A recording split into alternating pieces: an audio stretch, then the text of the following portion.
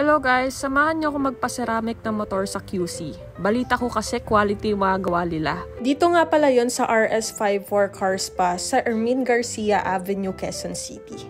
Marami din pala silang mga services na ino-offer.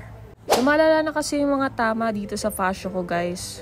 Kaya gusto ko nang ipa-ceramic tong si fascio para hindi na rin kumupas yung kulay niya. Sinimulan na nga linisin yung motor ko and tatagal pala to ng 4 to 5 hours sa pagse-ceramic ng motor. After nga ma-BIP wash yung motor ko, isinimulan na nila yung process sa pagse-ceramic.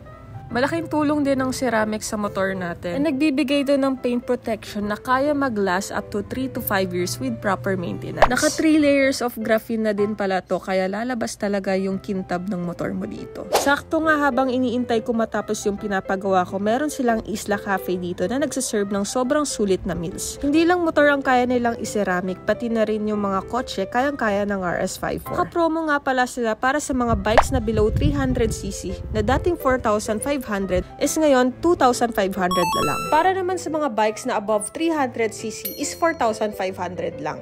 After 4 to 5 hours of waiting, guys, sobrang sulit. Tingnan nyo naman na wala yung mga tama dito sa motor ko. Nagmukhang bago ulit si fascio. Grabe ang ganda ng service nila at hindi talaga masasayang ang bayad nyo.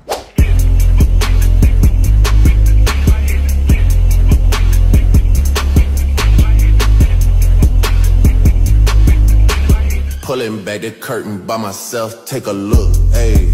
I'm a bar spitter, I'm a hard hitter.